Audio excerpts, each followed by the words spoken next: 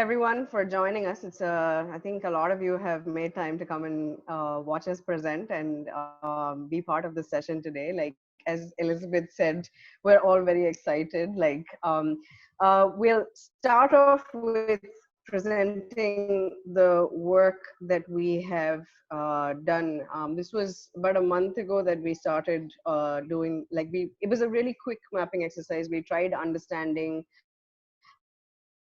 how food is reaching our plates in this situation.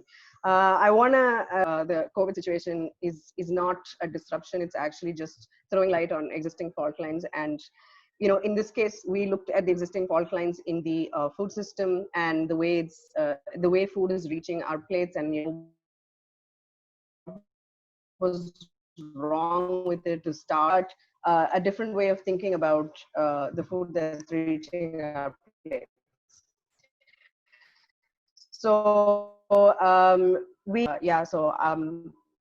Myself, Srivardhan, and Vidya are locked down in Chennai, and we mapped Chennai. Naveen is locked down in Tirunelveli, so we had an opportunity to look at the scenario in another city, and it was very interesting for us as well, like as a learning, because Tirunelveli is a much smaller tier 2 city, and it's got about 500,000 people in population. In comparison, Chennai has about 10 million. And even size wise, we're like about 1,189 square kilometers, and Tirunelveli is about 189 square kilometers, so like about 1/7 the size of it, just to give you an idea of scale.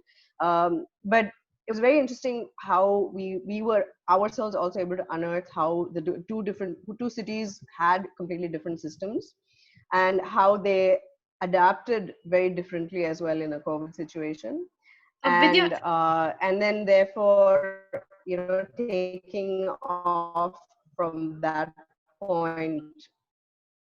Vidya, sorry to interrupt, but I think there was a Yes, suggestion you can't from hear me. yeah. Is Yeah. it better if we turn off video Oh yeah, to absolutely. Why? please bandwidth? Yeah. Yeah.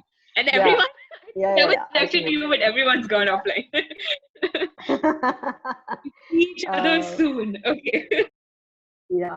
So, as I said, I was saying we mapped the two cities. The tier two city offered a lot of learning for us as well. And so we tried to see what was working well in both, seeing the strengths of the existing systems and what could be tweaked in order to make things a little better. And our solutions for both the cities, take off from that position. I'm going to hand it over to Srivardhan. He's going to present the Chennai example, and Naveen will walk us through how Tirunelveli is handling this crisis.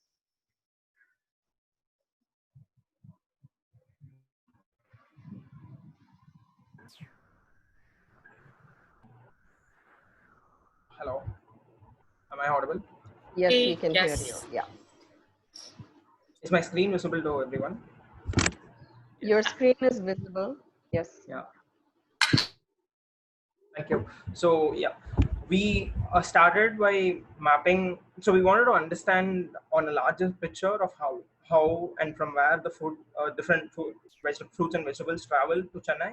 So, this is a map of, this is a schematic representation of where all some common fruits and vegetables travel to Chennai. So, we have different places inside Tamil Nadu which contribute to the food supply chain in Chennai, which comes from, like, for example, turmeric from Erode. Then we have carrot, cabbages from Ooty, coconut and bananas from Pollachi, and various other stuffs which come from within Tamil Nadu, and some other city.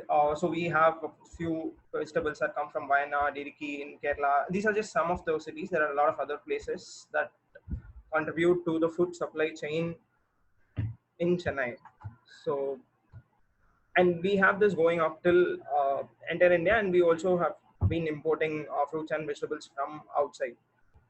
So then we wanted to understand what was the situation before COVID. So this is the typical chain. We have this Coimbatore wholesale market, which is the one of the Asia's largest wholesale complex, which caters to retailers, very few retailers, and most of the retailers So they buy it from the market, and they sell it to the individual consumers. So this particular thing, 80% of the sales from Coimbatore market accounts to the bulk consumers, which are the hotels, community gatherings, and temples, etc. While the rest 20% caters to the individual needs, which are supplied either through the zonal market, from there to shops and individuals. And there are a very less amount of individuals who directly purchase from the Coimbatore market as well. Mostly people located around the market. And contributing to another minor part of this is the private warehouses, where they have their own franchise-based retail, where they have their separate warehouses, and from the warehouses they supply to the shops, and then to consumers purchase it from there. So the different channels that we had before COVID is home delivery in very few cases. Direct sales was the majority channel, and then we also had doorstep delivery using app-based platforms. While this home delivery and doorstep delivery was a little lesser before COVID as compared to what is it right now. And so we looked at what is the supply chain during COVID.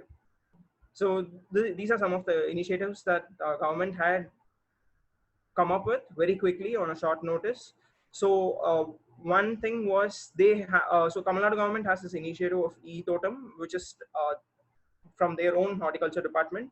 So they started to supply fruits and vegetables directly to individual households, while there are other initiatives from the local and state government, which included an individual truck for every ward.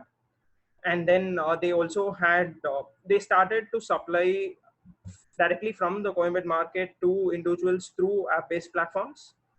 And so, as all of us know, containment zones were proving to be very difficult to handle such situations. And here, what they had come up with as a strategy was to position mobile carts and identify volunteers within that particular zone, and supply vegetables to all the households from that cart. So these are some of the initiatives. They also had another initiative wherein they directly from the market they were able to supply for a minimum of 25 families with an individual truck. So these are some of the initiatives that the government had come up with to cater the needs of the individuals. So, and the other important thing is, since there is no bulk consumption, the entire chain that goes to bulk of consumers is stopped, and it's only individual consumers at the moment. So the other thing was how private operators contributed in handling this food supply chain during COVID. So we could see a lot of shops getting added in the list, in our Swiggy and Zomato list, which were not there previously. So they started to supply through the apps, and some of them also started to offer doorstep delivery to avoid people crowding and waiting in front of the shops. So these were some of the changes that the private operators had come forward to help this whole food supply chain in this crisis. So then we going by all the newspaper articles, news, and various other stuffs, we found certain things that could have been better, and we had come up with some quick changes that could impact this whole supply chain. So this this is actually some of the initiatives that could bridge the ongoing operations. So we wanted to introduce an intermediary delivery service provider, which was a kind of, to break it simple, a kind of a Swiggy or Zomato for wholesale supply. So for retail suppliers, like how we have for individual consumption. Similarly, a larger chain, larger platform, basically not just restricted to app, but for other, even for those without access to technology. Basically it will cater to all the shops, so all the retailers can purchase from the market using this without going to the market, so reducing the direct connect, physical connect with the market. So by doing this, we could actually reduce the number of trips one particular truck can supply to all the shops, and all the details and everything would be maintained, so they could still purchase it from the same vendor whom they used to purchase it before. So this was one quick suggestion we wanted to come up with. And the other one was to increase the number of doorstep deliveries and app-based stuff at an individual level. So there were some other additional recommendations to how this whole cycle could be developed. Like for example, when a truck is coming to a ward, if it would be better if they had improved their direct communications, their capacity, and made their schedule aware to all the individuals in that respective ward. So these were some of the suggestions that we wanted to see as quick changes that will optimize the operations. Then so every crisis has been making mankind a little more stronger, but it is up for us to choose how we bounce back. Either we go back to the same old normal or a new normal. So here COVID, I'm sure most of us would look back and want to go for a new future normal. So one thing that we could do is try and make our cities food smart, and this could be done very quickly. So we wanted this to happen by 2025. And if Chennai could be a food smart city by 2025, what is that we have to do? So this is very much possible, which is the community totems. So there were two ideas that we had come up with. One is the community totems, and the other one is the motamadi totems. So community totem refers to uh, farming in unused land parcels, vacant land, OSR lands, and buffer lands that could turn up to become the community totems. While on the other side, we have a lot of rooftops across our residences, institution buildings, bus terminuses, and several other, even all the commercial buildings, government buildings. So if we could actually use them to cultivate some of the crops, this will actually help us produce up to 15% going by the numbers that other urban centers are able to produce across the globe. So by doing this, we will be able to cap to handle our individual requirements during such crisis. So I'm not sure if you guys are aware. Most of late, we have also been facing this issue of a single market contributing to largest clusters. So, and this has been spreading across to districts because people come here and go back. So such situations could be avoided in future. So these are the two concepts that we thought would make our city food smart and in a short span. So why should we be a food smart city? First of all, we incur a lot of wastage in food when food travels long distances. So that's one major reason, and we could avoid that by producing it within. Second is several empty land parcels, unused land parcels could be put to some use, use that will contribute to everybody's betterment, which it'll allow us to make fresh and healthy food, which most of us want. And this will also be a livelihood option for the youth. And as most of you must be aware, we do fight a water crisis, if not every year. So, like, it has been happening several times in the recent decades. And we could actually re- promote the use of grey water, recycle the grey water and use that for farming. And most importantly, this will contribute towards a circular economy that is also which a lot of cities have been starting to take up as an longer term vision outside India. And by doing this, the most important thing that would also happen is we will be able to reduce the carbon emissions which is incurred in transporting food from longer distances. So so next thing is, who will do this? So when we have an idea, it's very important to have people who can take up this. So, and we felt this is something that everybody could participate in, and each one can contribute in their own levels. So starting from all of us just as individuals, going on moving up would be the ward level initiatives and other government initiatives. And we could also have RWAs and various other people in food sector contribute to this. And how do we do this is we will need some sort of policy and enforcement support from the government. Second thing is we'll need to ensure a steady demand for demand and supply channel. And the demand could be maintained, kept constant by making sure could this could supply to all those amma canteens which are run by the government here. And we also will require some incentives and subsidies so that all the stakeholders could take this up actively. So this is the idea that we had come up with on a quick mm, ideation process for the city of Chennai. I would like to hand it over to Naveen to explain Tirunelveli's food supply chain. I just want to add one thing in between before Naveen pulls up his slide. So I think the thing that we were trying to do with Chennai is, just owing to the scale of the city and the sort of magnitude of the problems associated with that scale, is we felt that it was important to look at a multi-pronged strategy for this case. And so therefore, as Srivardhan explained just now, like, so we're looking at decongesting the market. We're also looking at reducing the carbon emissions from the transportation. We're looking at trying to absorb the organic waste that's being generated by the city into so in a way that if we're able to compost it and can go back into the farms.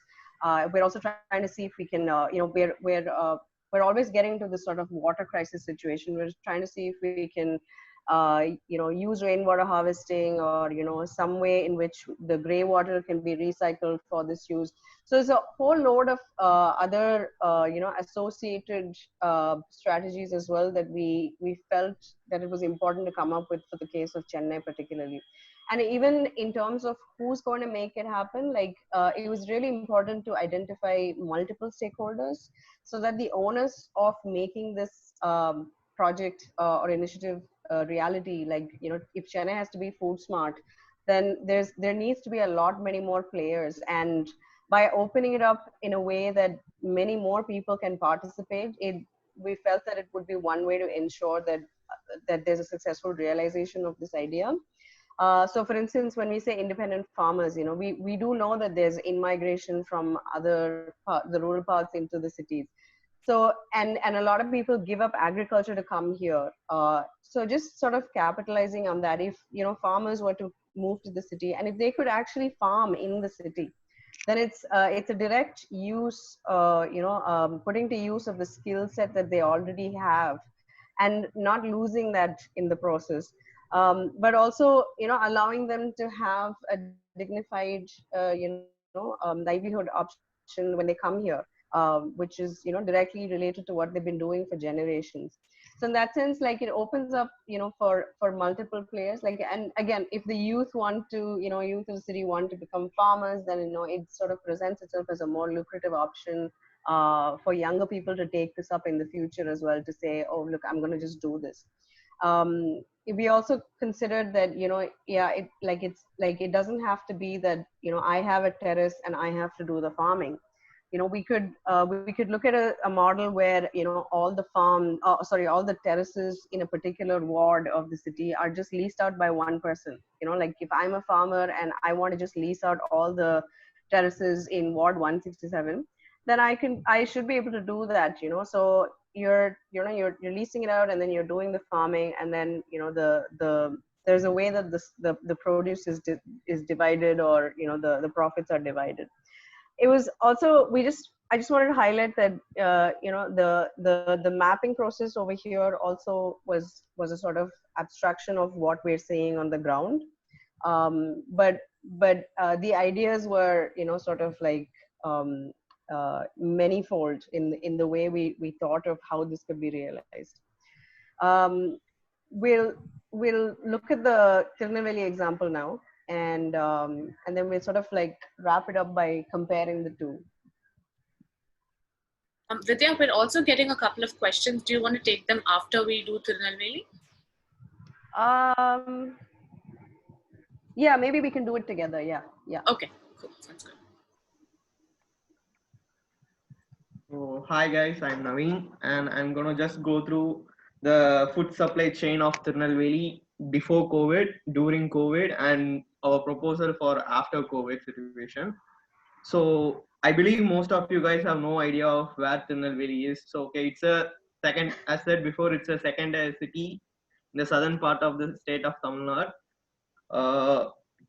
So the city has 9 different zones, and we are trying to focus only 3 zones here: Tachanallur, the junction area, and town area. So in terms of scale, the map you see in front of you, it's 4 kilometer cross 4 kilometers, so approximately just 16 square kilometer in area.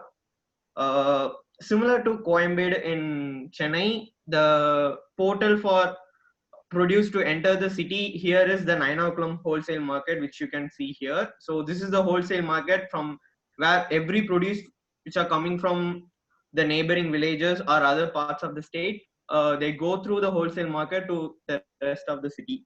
So from the wholesale market, so as I said before, there are 9 zones. So each zone has its own zonal market. So which are these 3 here: the Tachanallur market, the Membalam market, and the town market. So from the Nainakulam market, the produce is moved to to all these individual town markets, which then caters the individual zones. So in terms of people, what happens is the farmer bring their produce to the wholesale market.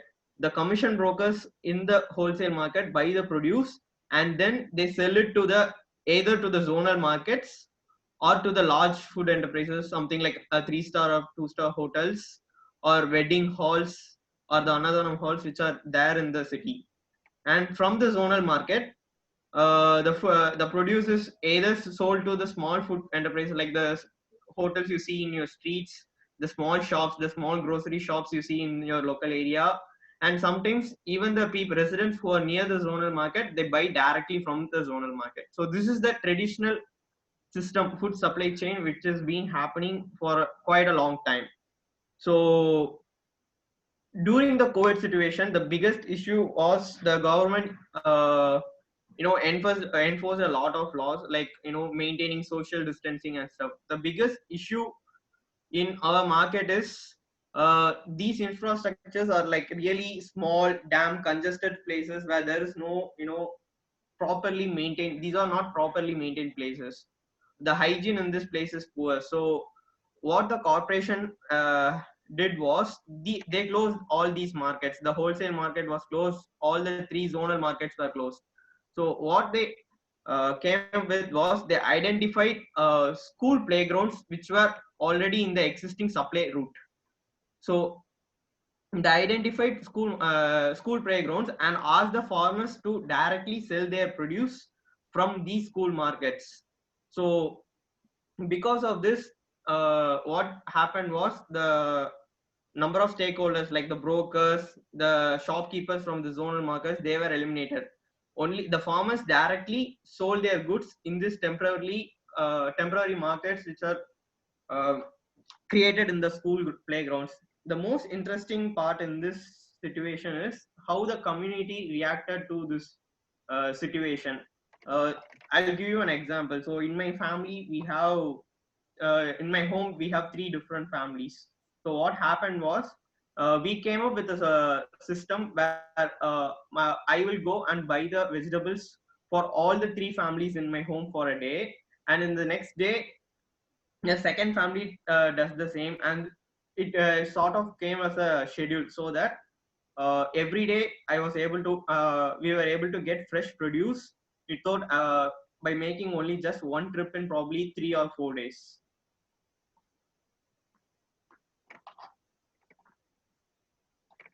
And also so the thing is, this ensured that there is the number of trips made became less, the congestions in the market were reduced, and ultimately the carbon emission which happened through this is also got reduced.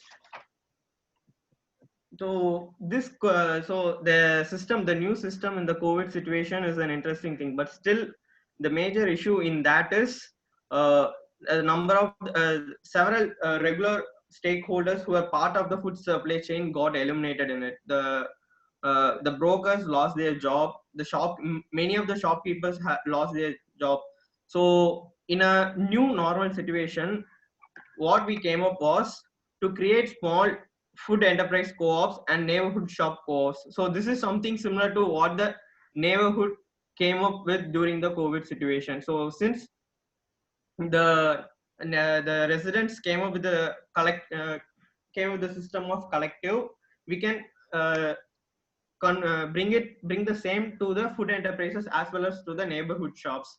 So by this means, what happens is, so how is this better? So what happens is this decentralizes the food supply chain from the 9 o'clock market and zonal markets. The number of trips made will get reduced. The and also this also reduces the congestions in the markets and saving your petrol and fuel costs. And this the another thing is this utilizes the societal capital which already exists in a city like Tirunelveli, where there is a sense of neighborhood and community. And so this bridges the public, the private, and the people. And this could also be sort of reflected in other tier 2 cities. And that's it. So Vidya, I think you can take up from here. So I just want to sort of wrap this up by saying that in Tirunelveli's case, what we found was a very robust traditional system that was there. And Naveen told us that, I mean, he's a resident of Tirunelveli. He told us that the system's been in place for 100 years, and I found that extremely fascinating. That they had a food supply system that enabled fresh produce to come in from their farmers, and I think the very fascinating part was also the part of the commission brokers. So our initial reaction was always to sort of eliminate the middleman, right? Like, why do we need a middleman to come, and like, why can't, and take in the margins, like? But I think Naveen kind of highlighted for us city folks that this was a system that has been working for so many years, simply because of just, from a very practical point of view. Like, so farmers would bring in their produce, and they don't want to spend the entire day sitting there and selling it. So for them it's a question of time. So they're bringing it probably in their bullock carts, and I guess I'm saying this is probably when it was started. They would bring the produce in their carts, and then they'd want to, like, drop it off at the market, and then they go into town, they want to buy their stuff, and whatever is that they need, and then they want to get back to their villages before sunset, right? So I think it was a system that kind of like was built on the practical purposes, and that everybody was able to draw something out of it, where so it was mutually beneficial, and therefore there was a sort of balance for everyone, and a role for everyone to play in the system. We felt that it was a good thing to keep. So this model for us actually acknowledges the strengths of the traditional system, and uses lessons from that to make it, a little bit like with minor tweaks, make it a little better in the post-COVID situation. And in both systems, I would say, I think at the end of the day, it's all about eating fresh and eating local. I'm just want to go into some of the questions here, if that's okay, Anusha. There was one from Anjum, I noticed. Anjum, you had asked about incentives to local government and RWAs, I think. Where's your question? Yeah. What would localizing farming do to the cost of food from a policy point of view? It might be a good incentive for local governments and RWAs, was her question. Yeah. So the incentive what we felt here would be actually the land itself, right? And the whole idea was also like tied to land resource management, and to use these residual unused vacant land parcels. So for anybody to, sort of like give up that land, whether it's public land or private land, the incentive is actually the lease that comes from that land. And I would, sort of from a policy point of view, that's what it would translate to. I'm opening this up. This is what we had in mind. Is that an acceptable answer to you, Anjum? Yes, that's very much acceptable. With I was just thinking that what does it do to the cost, because you're basically just ripping off all the transportation that's around food. The cost, yeah, I mean, cost wise as well, yeah, I mean, I guess, to some extent we didn't look at the cost um, of the produce per se, but you're right. I mean, it does bring down the cost significantly. I think we were looking more at other gains like carbon emissions and vehicle kilometers traveled. So the market in Chennai is like in this one place, and Chennai's average trip length is like about 10 kilometers, right? So the idea was also to see if we can reduce that. So if there could be some localized produce that's available, we could reduce a significant number of trips to the wholesale market. That was what we were going for here. And of course, the idea of creating productive landscapes out of land parcels or terraces that were just lying vacant. Um, and I think this kind of stems from this position that a city that grows horizontally isn't growing actually, like, and Chennai has unfortunately been growing horizontally for decades now, without even understanding or acknowledging the consequences of that. We've lost a lot of farmland in the peri-urban belt, and we continue to lose it every day. So the idea was also to sort of demonstrate that it's possible to sort of compact existing land uses in the city, which are like there's a lot of like wasted land, like for instance, if I take a railway buffer, we have railway lines running through the city, and all the railway lines have a buffer of 15 meters on either side, right? So that's like, if you count that, that's a significant acreage of land that is just lying vacant. You also have your NGT buffers around water bodies. So like, again, those floodplains also like can be productive landscapes. They don't need to be like vacant. The open space requirements that is mandated by the bylaws, that large properties that are being developed need to have about 10% space allocated as open space. That hardly gets converted into anything meaningful. It's usually just a patch of green and it's fenced off and nothing comes out of it. Like, I mean, it's neither for the public nor for the private person that owns a piece of land. So we were targeting all of these, like, pockets. Somebody who owns land in the city is not planning to build it now. Even that land could be leased for the duration that it's lying vacant. There's no need for land to be lying vacant inside a city. Like, it's about it was really sort of rooted in the idea of creating productive landscapes. Aditya had a question about terrace farms with respect to temperature and water scarcity in the city. Yeah, so I think the water scarcity part we were trying to, I think we addressed it when we spoke about the rainwater harvesting and the idea of gray water recycling. And when we mentioned policy and incentives and subsidies, similar to the rainwater harvesting that was implemented in Chennai, was a policy measure. It was compulsory. Everybody had to get it installed in their properties. Like, we felt that it's about time that we had grey water recycling also installed as a compulsory feature in our properties. And there's a lot of technologies that make it quite cheap. You can get small units that are about the size of your motor room that you can actually install in your house, and that would just do your grey water recycling for you. So the idea was to use every drop of water twice. So in that sense, we're not drawing on additional water from the city's existing resources, but actually, as I said, using the same drop of water twice for this purpose. Are there any more questions? Street vendors, Anjum. Yeah, I know street vendors got left out of the COVID cycle, but yes, I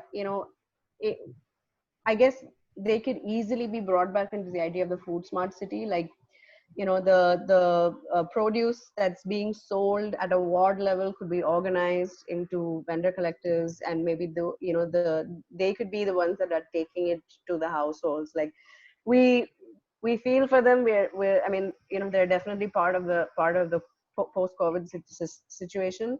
We eliminated them in the what can we do better now situation, because we felt it was actually putting them at risk as well to do this. And this is a direct reflection from what we saw with the Coimbatore market. Like, a lot of people that went to pick up produce from there to sell as vendors and retailers were largely affected. And we felt that we had to sort of break that chain over there, so we did not include them deliberately in the COVID situation. Akshay had an interesting point on autonomous vehicles and food distribution systems probably in the future. I mean, I think it's interesting how there's very little disruption to our digital infrastructure, whereas physical has definitely taken much of a hit during this time. Do you have any comments on that, Vidya? Like around food distribution systems, or even if I'm not sure if that was a question or more of a thought, but Akshay, I want Akshay to speak. Akshay is the person that I invited because she said, you remember I was telling you yesterday that she'd done her thesis on this topic. So Akshay, why don't you share your thoughts? Yeah, no, actually, what I had done for my thesis was probably 3-4 years ago, essentially around if a pandemic was going to hit the city of Glasgow, what you would knew this was going to happen. It's a bit creepy right now, but I was looking at maybe about 3 scenarios as to what would you do right now. So in terms of when people panic buy, the more vulnerable people tend to not actually have food versus the people who have enough money and are able to go to the stores actually, are able to store more at home. So how do you distribute that? As a second point, I was looking at what would this look like in the future. So essentially, if you were able to use autonomous vehicles or drone deliveries to get, particularly with food, it's perishable. You actually reduce a lot of food loss. So that would actually be a really good thing to happen. And this system would probably be one of the early adopters. So I was wondering what your thoughts would be on how this would impact the city's own supply chain. So I'm going to speak in favor of the vendor. So and therefore I already because I think the people that would get most affected would be the vendors if we were to automate this, and also the small businesses like your sort of neighborhood like corner store that stocks your coriander and onions and stuff. So I'm not endorse this for now, but that's a personal opinion. Anybody can disagree with me. I mean, we're not there yet. There's a lot of livelihood that depends on this. And we wanted to also design a system that supports as many people and allows as many people to participate. So while this could be a niche thing. I mean, I'm not averse to technology, so I'm okay if it's like a niche thing, but it can't be like, we're not ready for it yet, is my opinion.